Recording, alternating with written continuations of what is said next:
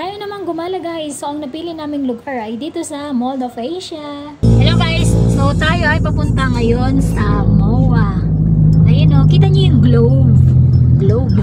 Yung globe. Nandun sana pa yun o. Ayun. So yan yung kilalang MOA or Mall of Asia.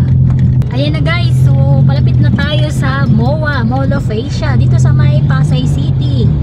So ngayon lang ulit kami makakapunta dito no. Sa MOA. Tsaka hindi rin naman ito kakayaning libutin agad-agad lahat kasi malawak to. So ito yung pinakamalaking mall sa Asia. Ang MOA. Ayan. So kita nyo na yung globe. Ayun o. Yun. Yung globe na yan. Uy. Mag-MOA kami. Ngayon na lang ulit nakapag-MOA. In 200 meters at Globe Rotunda, take the second exit onto J.W. Diabno Boulevard. Yun. Yan yung globe ng MOA.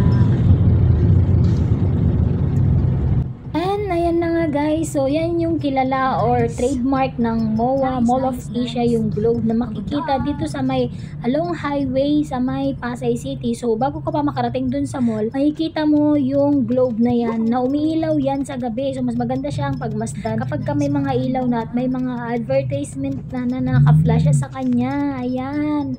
So ito na yung naghahanap kami ng parking. So nung pumunta kami dito nung unang beses ay nakamotor lang kami. At ngayon ay naka 4 wheels na, kaya hinahanap namin kung saan namin pwedeng i-park tong kotse. Ayan guys. Tapos hanggang sa nahanap na namin at nakakahilo kasi spiral ramp yung aming aakyatin.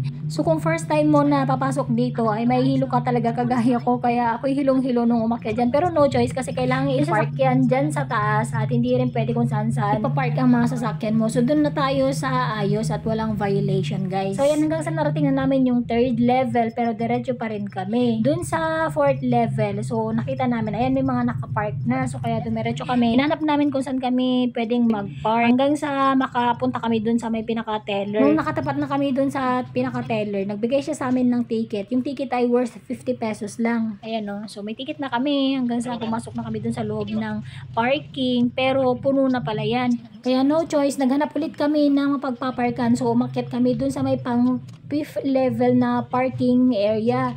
So ayan no, 'di ba punong-puno na. Kaya wala na kami talagang mahahanap diyan. Ayan yung ticket, pinaka-ticket namin. Kaya ang advice sa amin nung nagsesenyas ay umakyat kami dun sa may 5th floor. Hanggang sa ayan, so umakyat nga kami. So ganun ulit guys, so spiral ramp. Nakita nyo, ganyan. Ganyan, di ba? Mabuti mas maraming ilaw dito kaya maliwanag yung aming pag-akyat. So in short, sa 5th floor kami nakapag-park. Ayan, so ito yung signage ng Mall of Asia kapag takip silim na. O di ba? Ang ganda.